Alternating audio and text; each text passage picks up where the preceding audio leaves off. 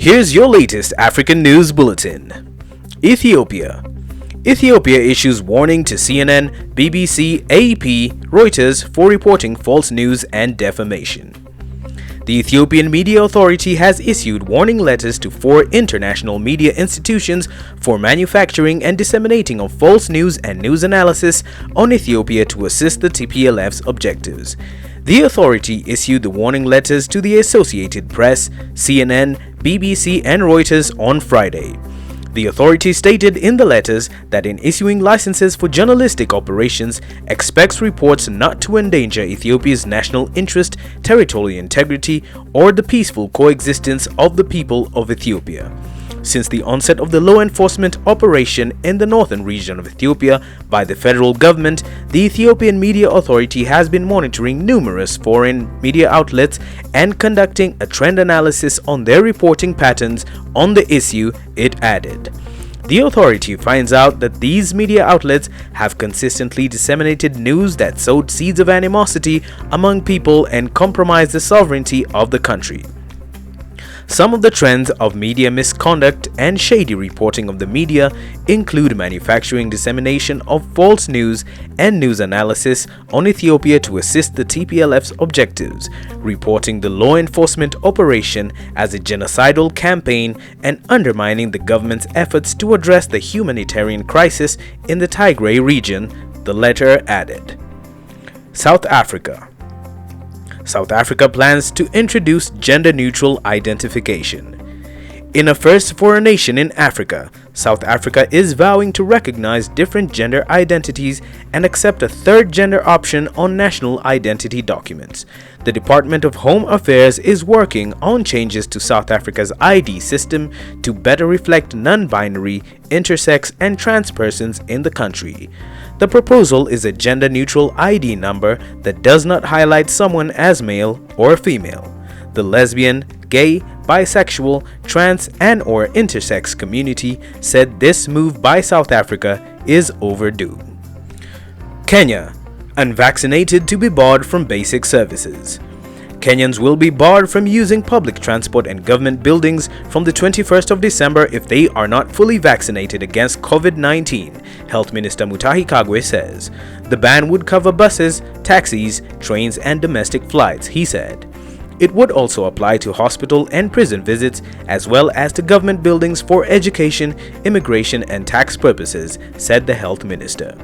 The announcement is seen as an attempt to boost the vaccination campaign ahead of the festive season, when traveling and socializing could increase the risk of people becoming infected. The government has set a target of vaccinating 10 million people by the end of December. Sudan. Abdalla Hamdok, freed from house arrest, signs new power-sharing deal. Sudanese Prime Minister Abdalla Hamdok is to be reinstated almost a month after being placed under house arrest in a military coup. Sudan's deposed Prime Minister and the top general who ousted him a month ago signed a breakthrough deal on Sunday to reverse the military takeover, but protests continue. Thousands of demonstrators in multiple rallies rejected the deal, shouting no to military power and demanding the armed forces fully withdraw from government. General Abdel Fattah al-Burhan appeared at the presidential palace in Khartoum for a televised ceremony with a haggard-looking Premier Abdalla Hamdok emerging from weeks of house arrest. This comes after a series of protests by the citizens where they demanded democracy and civilian rule as opposed to military rule. The Prime Minister's release is part of an agreement between the military, civilians, leaders, and ex-rebel groups. Democratic Republic of Congo. The President of the Democratic Republic of Congo has demanded a ban on issuing and trading mining permits until the country's mining registry has been audited, a measure aimed at combating fraud within the sector. The president told ministers he wanted to end the squandering of mining assets by unnamed political actors and officials involved in the administration of the mining register, which records mining concessions. This recommended cleanup will increase the contribution of the mining sector to the state's budget and help, as a priority, the people benefit from the mineral wealth of our country, Tshisekedi told ministers. The DRC is the world's top cobalt producer and Africa's largest copper producer, yet the World Bank estimates that more than 70% of the country's 100 million people live on less than $1.90 a day. Morocco. Oldest jewelry in the world discovered in Morocco. The oldest jewelry ever found has been discovered by archaeologists in Bismoun Cave in Morocco. Researchers in Morocco unveiled the oldest jewelry dating back between 142,000 and 150,000 years. The researchers unveiled several necklaces and bracelets made of small pierced shells colored with red ochre found a few weeks ago in the Bismoun Cave near Essaouira. In total, they identified about 30 shells, including necklaces and bracelets. The age of the shells is from 150,000 years. Currently, that means they're the oldest known in the world. The second implication is that this is the first time that humans use their bodies as a means to communicate among themselves or with members of other groups more or less distant from their place of origin, said researcher at INSAP. It is believed that some of the discovered necklaces were used as a form of communication in ancient times. Libya. Libya's interim Prime Minister Hamid Dbeibah to run for president. Libya's interim Prime Minister Hamid Dbeibah on Sunday filed his candidacy to run for president in next month's elections despite being barred from elections under the current rules.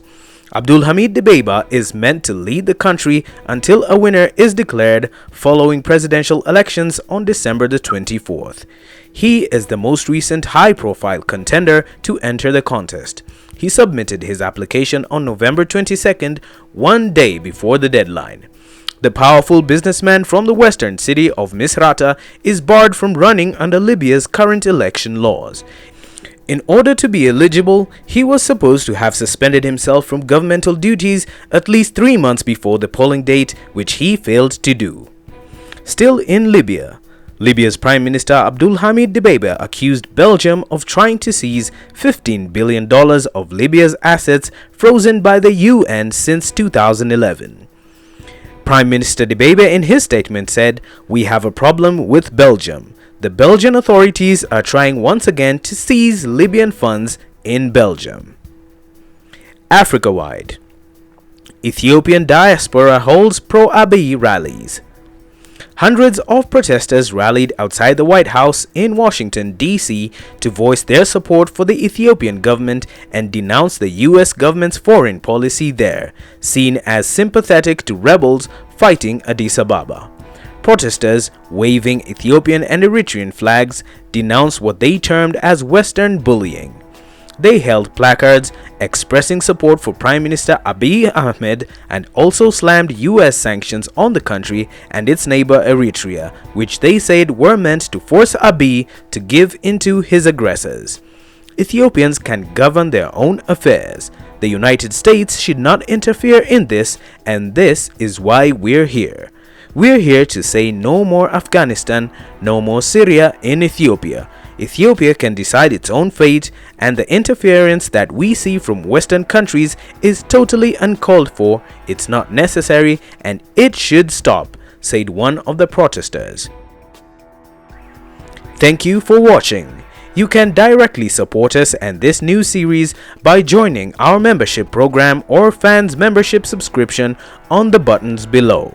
Visit our news website weloveafrica.net to stay updated with all the latest African developments and future events.